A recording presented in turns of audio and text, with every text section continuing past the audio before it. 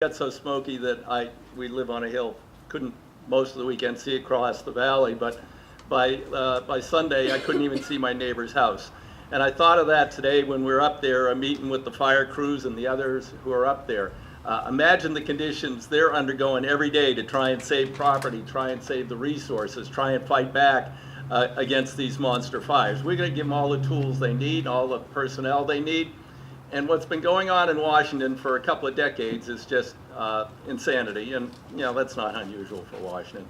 It's a pretty out of touch place. But we did pass a bill through the House last Congress that would have said we would fund fires at the 10-year average, which is obviously growing. And then when the Forest Service exceeded that 10-year average, that it would be declared a national disaster, just like a hurricane, just like an earthquake, just like a volcanic eruption.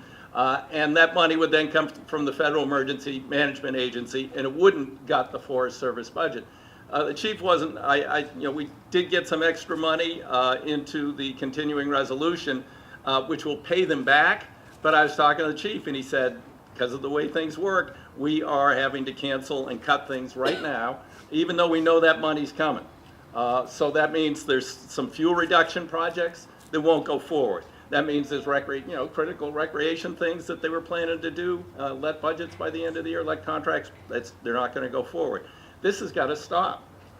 We have to adequately fund these fires. We need to have even more robust funding so we can have more pre-deployed, pre-trained crews that are available. Since the Biscuit Fire, which was a huge 500,000 acre fire in my district and Greg's district a number of years ago, we started a debate on the Resources Committee where Greg and I both served at the time, and it quickly devolved into sort of this partisan debate. And I just got really mad and I said, look, fires know no political boundaries, they know no partisan boundaries.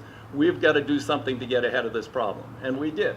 Ron and Greg and I and others worked on something called the Healthy Forest Restoration Act, which is to get out there, particularly starting in our urban interface areas, the WUIs, and work back into the forest, and then also go after the most critical watersheds in the forest. The plan was, we are going to get ahead of this. Well, Congress has never, ever adequately funded that program.